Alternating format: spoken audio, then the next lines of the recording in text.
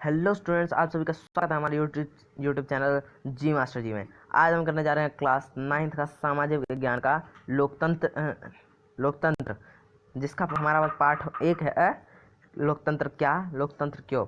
ये हमारा पार्ट 3 है। पार्ट 1 और 2 में हमने इसके पॉइंट 1 और पॉइंट 2 करवा दिए हैं। अब आप वो जाकर देख सकते हैं, उसका लिंक डिस्क्रिप्शन में दे रखा है हमने। अगर वो आप पहले देख चुके हैं तभी आप ये वीडियो देखें, तभी आपको ये समझ आएगा, क्योंकि लोकतंत्र में हमेशा स्टोरी की तरह दिया जाता है ये सब कुछ। परिचय, लोकतंत्र क्या है, लोकतंत्र, ये सब हमने पहले वीडियो में कर लिया है। और दूसरे वीडियोस में हमने लोकतंत्र क्यों लोकतंत्र की विशेषताएं क्या हैं वो हमने कर लिया है। अब लोकतंत्र ही क्यों, लोकतंत्र ही क्यों, अब हम पढ़ते हैं। यहाँ पर है, मैडम लिंगदो की कक्षा में एक बहस शुरू हुई। हमने पिछले वाले में उनका बहस जो था वो पूरा हमने पढ़ा था। उन्होंने इस अध्याय की यहाँ तक पढ़ाने के बाद छात्रों को से पूछा कि क्या उन्हें लोकतंत्र ही शासन का सबसे अच्छा रूप लगता है।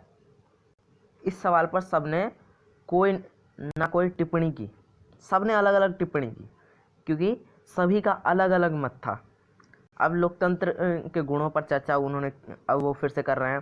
पहले लोकतंत्र की उनको परिभाषा क्यों ज़रूरत है, इसके ऊपर उन्होंने चर्चा की। अब लोकतंत्र के गुणों पर चर्चा कर रहे हैं। अब यहाँ पे योलांदा है, हम लोकतांत्रिक देश में रहते हैं। दुनिया भर में सभी जगह लोग लोकतंत्र चाहते हैं। जिन देशों में सब पहले लोकतांत्रिक शासन प्रणाली नहीं थी, वहाँ पर अब इसे अपनाया जा रहा है। सभी महान लोगों ने लोकतंत्र के बारे में अच्छी अच्छी बातें कही हैं। क्या इतने से ही यह स्पष्ट नहीं हो जाता कि लोकतंत्र जो है वो सबसे अच्छा है? क्या आप भी इस बहस क्या आप भी अब भी इस बहस पर बहस करने की ज़रूरत है? इस पर बहस करने की ज़रूरत है क्या आप भी, आपको लगती है? आप अब यहाँ पर हमारे पास है तांकिन। इनके नाम थोड़े अटपटे हैं लेकिन पढ़ना पड़ेगा। लेकिन लिंगदो मैडम वो कहती हैं कि लेकिन लिंगदो मैडम ने तो कहा था कि हमें किसी चीज़ को सिर्फ इसलिए नहीं मान लेना चाहिए कि बाकी सभी उसे सही मान रहे हैं। क्या ऐसा नहीं हो सकता कि बाकी सभी गलत रास्ते पर जा रहे हों? ऐसा हो सकता है, ऐसा हो सकता है कि कोई जितने भी लोग हैं वो एक गलत चीज़ की तरफ बढ़ रहे हैं, और आप उसकी उल्टी तरफ अगर आप कोई उसको सही करना चाहते हो तो लोग जो गलत की तरफ जा रहे हैं उनको लगेगा कि हम ही सही हैं।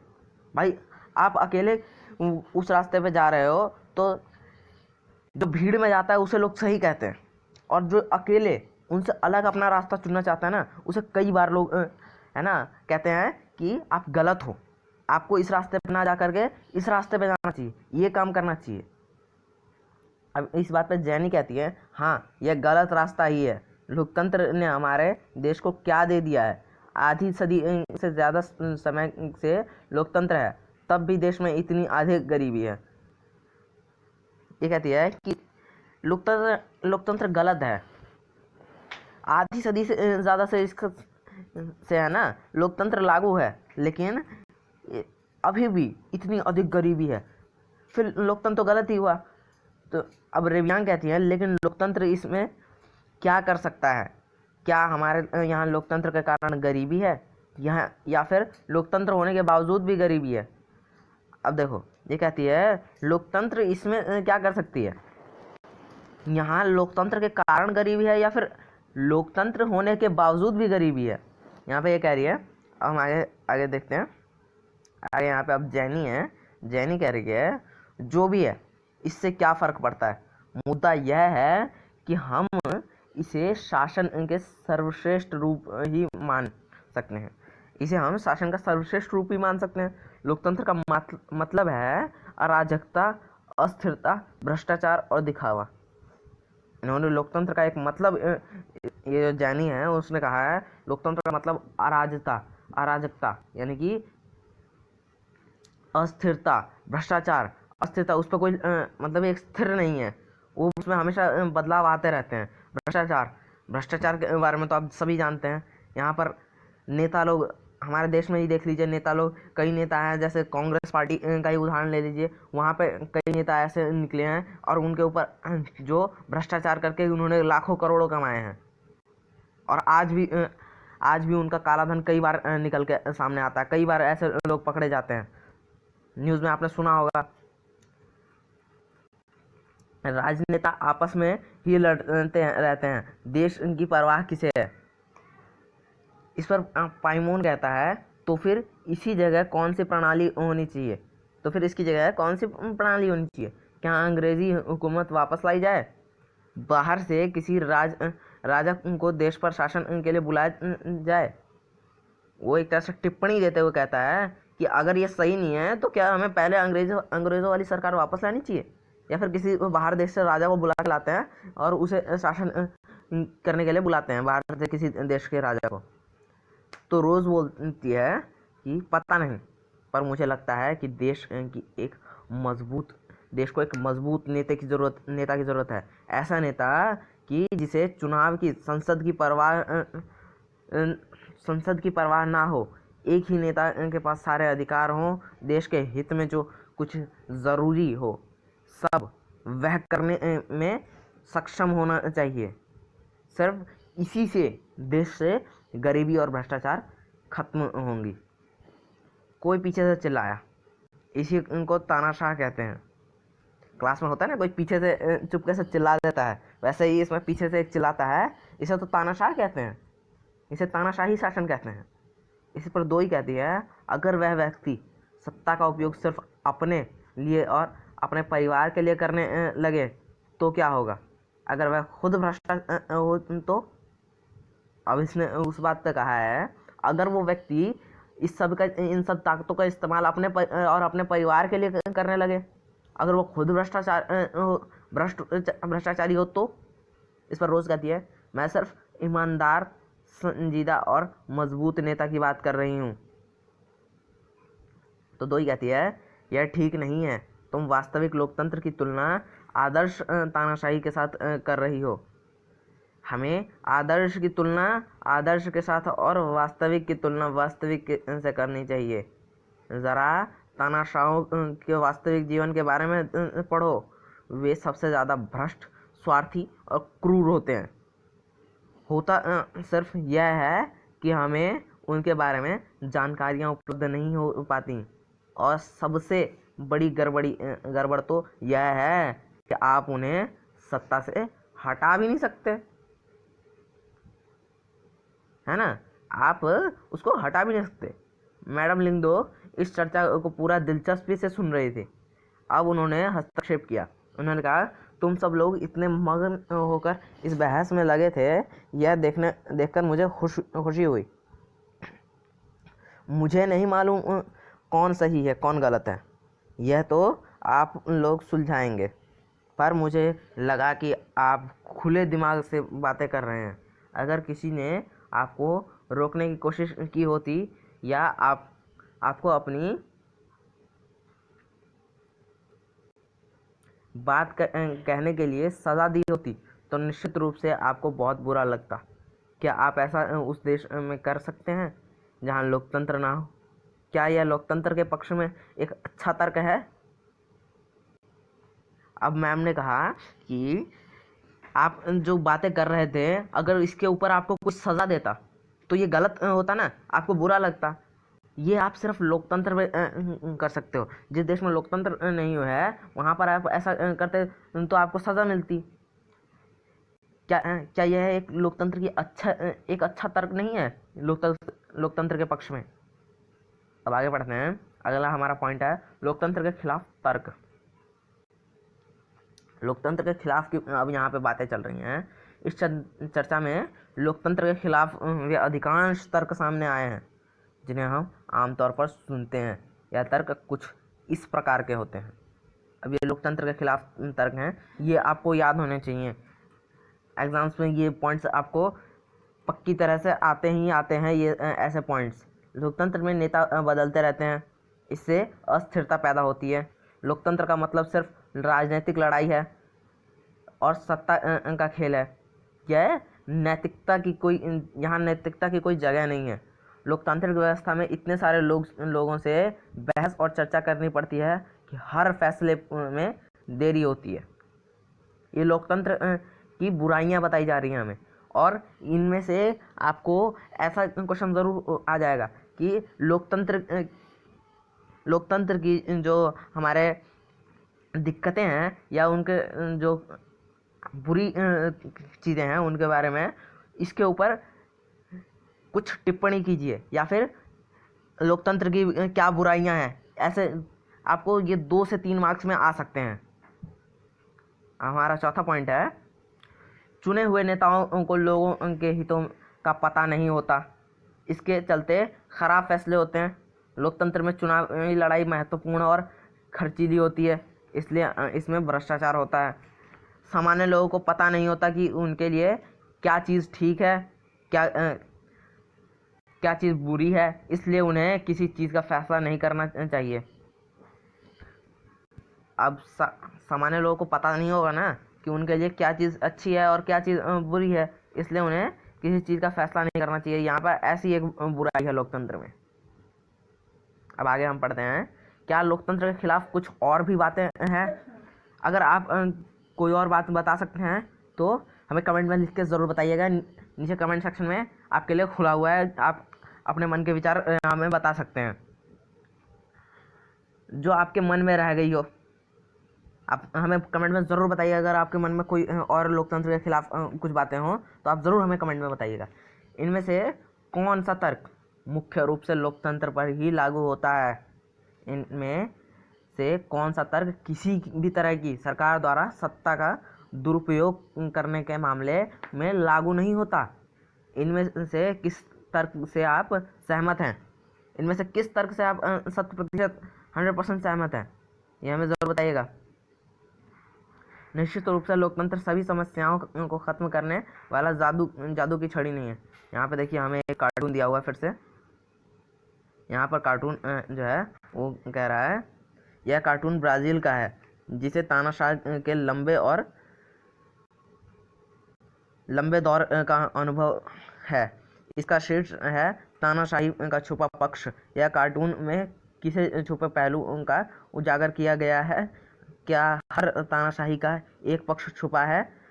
यह ज़रूरी है कि अगर संभव हो तो चिले के पिनोशे, पोलैंड के जारुजेल्स्की, नाइजीरिया के सनी अबाजा और फिलीपींस के फेर्डिनांड मार्कोस के बारे में भी ऐसी जानकारियाँ इकट्ठी करें। अब देखिए हमें कार्टून बूझें, ये आपके बुक्स में आगे और भी बहुत सारे हैं। ये हमें जो ब्राज़ील का जो तानाशाह था उसके ऊपर ये हमें एक फ़ोटो दी गई है जिसका एक छुपा हुआ रूप बताने की ये कोशिश कर रहा है। अब देखिए निश्चित रूप से लोकतंत्र सभी समस्याओं को ख़त्म करने की जादू की छड़ी नहीं है कि नहीं? लोकतंत्र में हमारे देश में या दुनिया के अन्य हिस्सों में भी गरीबी नहीं मिटाई है। सरकार के स्वरूप के तौर पर लोकतंत्र सिर्फ इसी बुनियादी चीज़ को देखता है कि लोग अपने बारे में खुद फैसले करें। इससे इस बात उनकी गारंटी नहीं है की जाती है कि उनके सभी फैसले अच्छे ही हों। लोग गलतियां भी कर सकते हैं। इन फैसलों में लोगों को भागीदार बनाने में से फैसलों में देरी होती है। यह भी सही है कि लोकतंत्र में जल्दी नेतृत्व परिवर्तन होता है। कई बार बड़े फैसलों और सरकार के कार्यकुशलता पर भी इसका बुरा असर होता है। इन तर्कों से यह लगता है कि लोकतंत्र को जो रूप देखते हैं वह सरकार का आदर्श स्वरूप नहीं हो सकता है, पर वास्तविक जीवन में हमारे सामने यह सवाल नहीं होता। वहाँ सवाल यह होता है कि क्या हमारे पास सरकार की स्वरूपों के जो विकल्प उपलब्ध हैं उनमें लोकतंत्र किसी भी दूसरे से बेहतर है क्या? अब हमारे पास आ गया है लोकतंत्र के पक्ष में तक। अब हमने लोकतंत्र के विपक्ष में हमने तर्क किए थे, अब हम लोकतंत्र के पक्ष में तर्क करेंगे।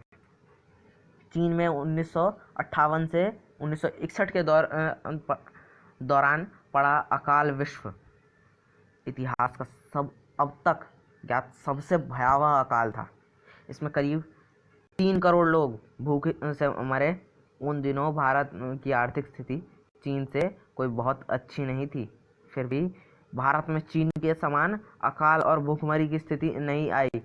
अर्थशास्त्रियों का मानना है कि ऐसे दोनों देशों की सरकारें सरकारी नीतियों के अंतर के कारण भारत में लोकतांत्रिक व्यवस्था होने से भारत सरकार ने खाद्य सुरक्षा के मामले में जिस तरह से काम किया है वैसा करने की ज़रूरत चीनी सरकार ने महसूस नहीं की।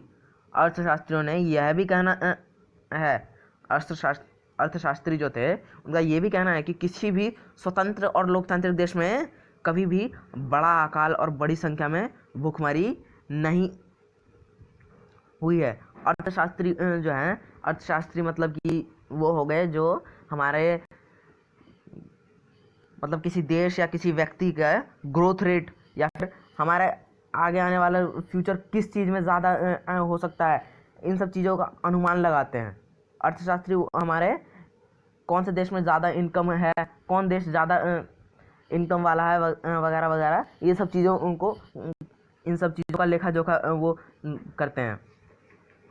अब यहाँ पर है, अगर चीन में भी बहुदलीय चुनाव व्यवस्था होती तो विपक्ष दल होता और सरकार की आलोचना कर सकने वाला स्वतंत्र मीडिया होता, इतने सारे लोग भूख से नहीं मर सकते थे। अब देखिए, अब चीन में जो है एक दलीय व्यवस्था है। अब अगर चीन में बहुदलीय व्यवस्था होती तो वहाँ के जो विपक्ष दल होता वो उनके ऊपर सवाल खड़े करता कि आपके रहते हुए यहाँ पर लोग इतने कैसे मर रहे हैं, लोग कैसे भूखे मर रहे हैं।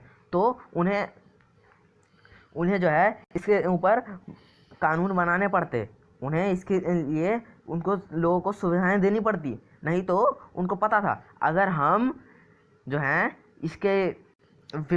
अगर विपक्ष की बात अगर नहीं मानेंगे तो हो सकता है अगले चुनाव में हमें जो गद्दी से हटा दिया जाएगा, हमें जो है सत्ता में नहीं रहने दिया जाएगा।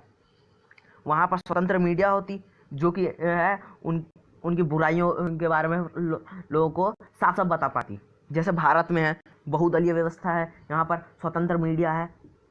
यह उदाहरण लोकतंत्र को सर्वश्रेष्ठ शासन पद्धति बताने वाली विशेषताओं में से एक को बहुत स्पष्ट ढंग से सामने लाता है। लोगों की ज़रूरत के अनुरूप आचरण, यानी लोगों की ज़रूरत के जैसा ही उनका व्यवहार करने के मामले में लोकतांत्रिक शासन प्रणाली किसी भी अन्य प्रणाली से बेहतर है। गैर लोकतांत्रिक सरकार लोगों की ज़रूरतों पर ध्यान दे भी सकती है और नहीं भी, उनके ऊपर कोई प्रेशर नहीं होता किसी का, और यह सब सरकार चलाने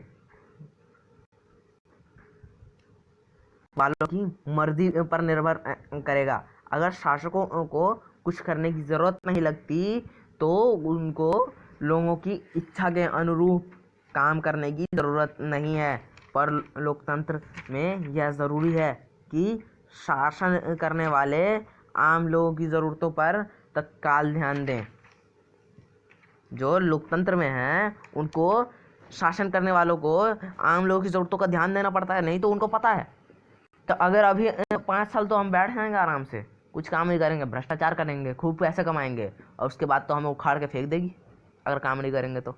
इसलिए उनको मजबूरन काम करना पड़ता है, ना चाहते हुए भी उनको काम करना पड़ता है।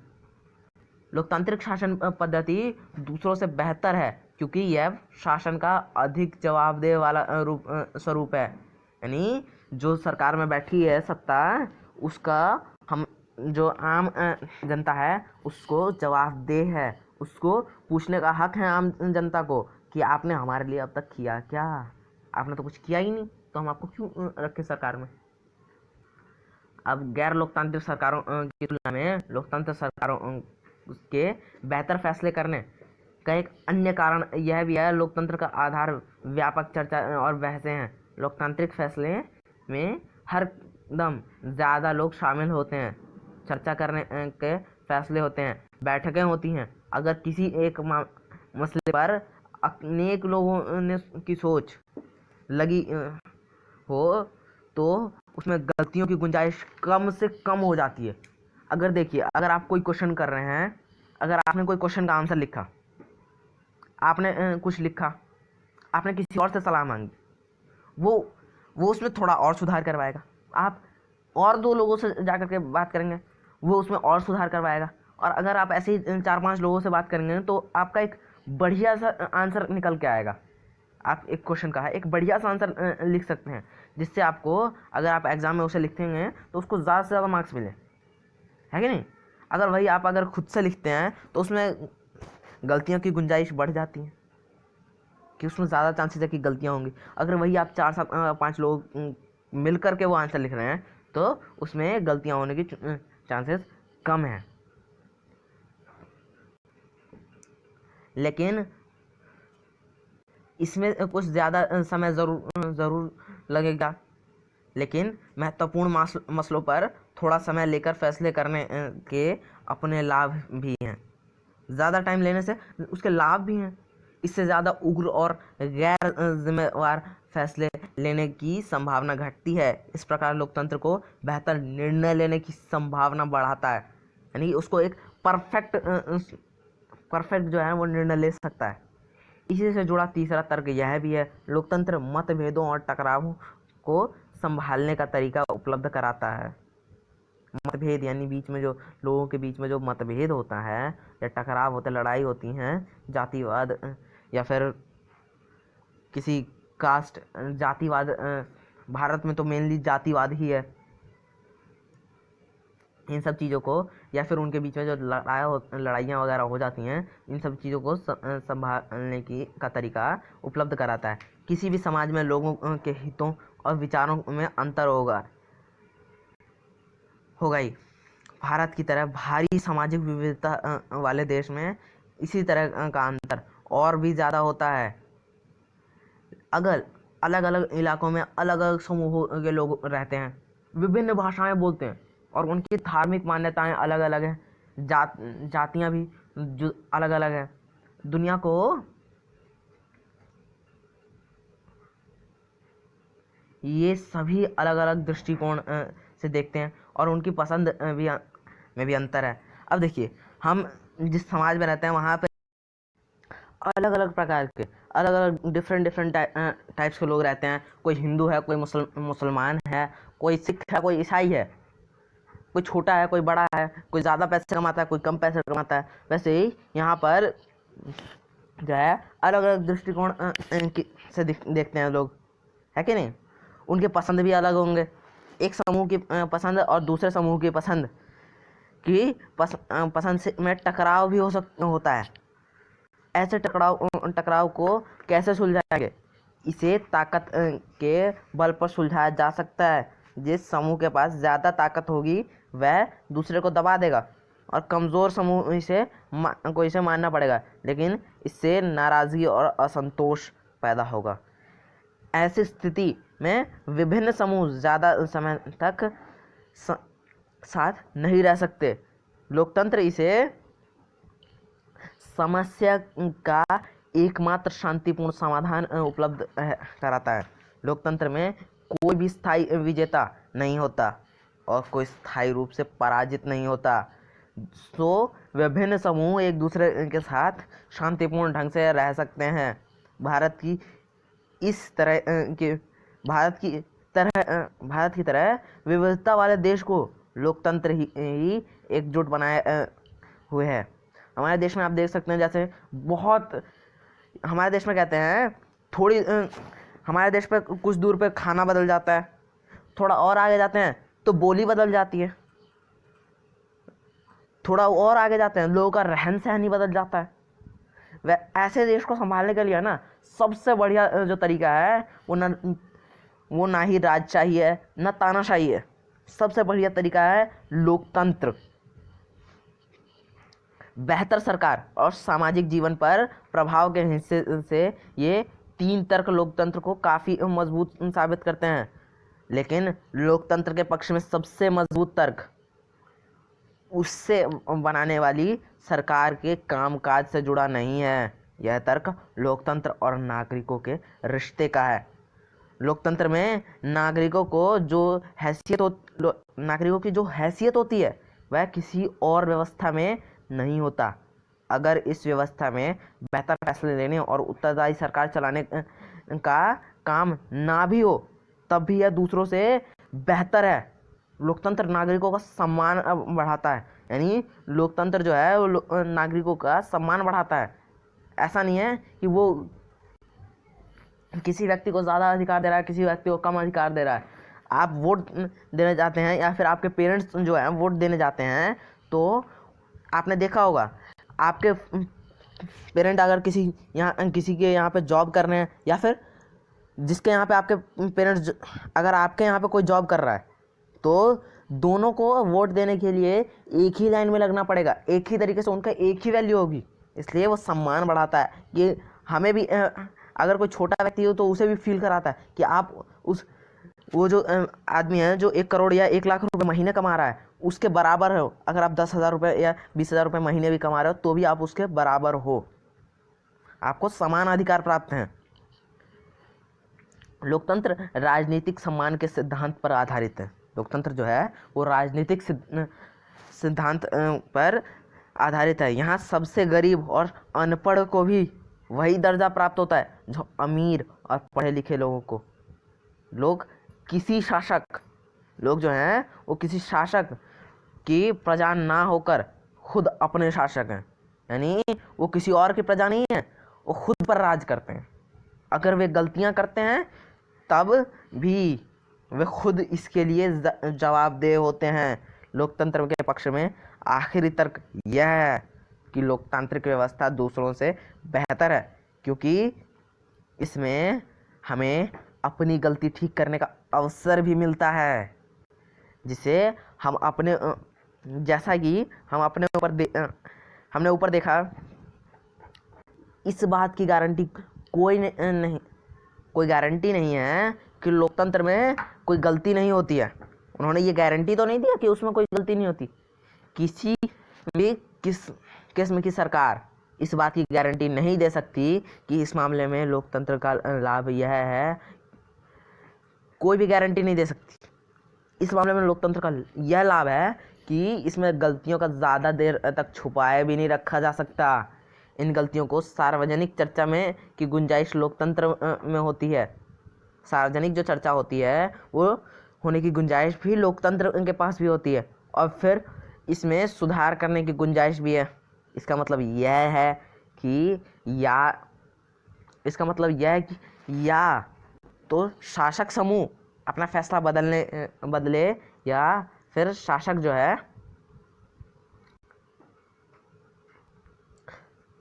समूह को बदला जा सकता है। या तो शासक समूह अपना जो फैसला है वो बदल ले या फिर उन्हीं को बदल देंगे। भाई ऐसा तो है नहीं कि हमारे पास एक ही ऑप्शन है, हमारे पास दूसरा ऑप्शन भी है। तुम फैसला बदलो या फिर हम तुम्हें बदल देंगे, है कि नहीं। गैर लोकतांत्रिक सरकारों में ऐसा नहीं किया जा सकता। गैर लोकतांत्रिक सरकार जो है वहाँ पे एक ही सरकार होती है। वहाँ पे ऐसा नहीं है कि आप अपनी मर्जी से आपको वहाँ पे जो शासक है उसको बदल दें। ऐसा सिर्फ लोकतांत्रिक सरकार में भी हो सकता है। चले अब इस चर्चा को समेटें। लोकतंत्र हमें सब चीज़ नहीं दे सकता, ना ही यह सभी समस्याओं का समाधान है, लेकिन यह साफ तौर पर उन सभी दूसरी व्यवस्थाओं से बेहतर है जिन्हें हम जानते हैं और दुनिया के लोगों को जिनका अनुभव है। यह अच्छे फैसलों के लिए बेहतर अवसर उपलब्ध कराते हैं। इसमें लोगों की इच्छाओं का सम्मान किए जाने की ज़्यादा संभावना है और इसमें अलग अलग तरह के लोग ज़्यादा बेहतर ढंग से साथ साथ रह सकते हैं। अगर यह इसमें से कुछ काम में असफल रहता है तब भी इसमें गलती सुधारने की संभावना है और इसमें सभी नागरिकों को ज़्यादा सम्मान मिलता है। इसी वजह से लोकतंत्र को सबसे अच्छी शासन व्यवस्था माना जाता है। लोकतंत्र जो है उसको सबसे परफेक्ट शासन व्यवस्था इसीलिए माना जाता है। अब हमारे पास यहाँ पे एक कार्टून की तरह दिया हुआ है, क्या मतदाता बहुत नाराज है, अब हम अपने हम अब और सहन नहीं करेंगे। ये कह रहा है कि हम मतदाता बहुत नाराज हैं। ये एक मतदाता है, वो कह रहा है कि हम नाराज हैं, अब हम सहन नहीं करेंगे। ये लिबरल बहुत घमंडी हो गए हैं, इन्होंने सरकार में हमारा विश्वास ही तोड़ दिया है, हमारा धन हड़प लिया है। 16 जून को होने वाले चुनाव में हम वही करने जा रहे हैं जो एक कैनेडियन सबसे अच्छे ढंग से करता है, यानी हम उनको फिर से जिता देंगे। ये कह रहा है कि है ना, हम जितने भी मतदाता हैं हम बहुत नाराज़ हैं, ये लिबरल बहुत घमंडी हो गए हैं, इन्होंने सरकार में हमारा विश्वास ही तोड़ दिया है, हमारा धन हड़प लिया है। ये कह रहा है 16 जून को होने वाले चुनाव में हम वही करने जा रहे हैं जो एक कैनेडियन सबसे अच्छे ढंग से करता है, यानी हम उनको फिर से जिता देंगे। यह कार्टून कनाडा का 2004 संसदीय चुनाव से ठीक पहले प्रकाशित हुआ था। इस कार्टून समेत सभी लोगों का मानना है कि लिबरल पार्टी ही एक बार फिर चुनाव जीत जाएगी, पर जब नतीजे आए तो लिबरल पार्टी हार गई। यह कार्टून लोकतंत्र के खिलाफ तर्क देता है, यह लोकतंत्र के पक्ष में। अब देखिए, मेरे हिसाब से तो ये लोकतंत्र के खिलाफ तर्क है। ये कह रहे हैं कि हम जिता देंगे और यहाँ पे इन्होंने हरा दिया है। मतलब उन्होंने बोला है कि हम जिताएंगे, लेकिन उन्होंने वहाँ पर जाकर अपना फैसला बदल दिया। यही एक लोकतंत्र की ये भी एक खासियत है, एक लोकतांत्रिक के पक्ष में है। अब हमारी यहीं पे वीडियो कंप्लीट होती है। ये वाला आप पढ़ लीजिएगा, ये बॉक्स ये आप पढ़ लीजिएगा, ये इंपॉर्टेंट होते हैं, इसमें कई काम की चीज़ें दी होती हैं।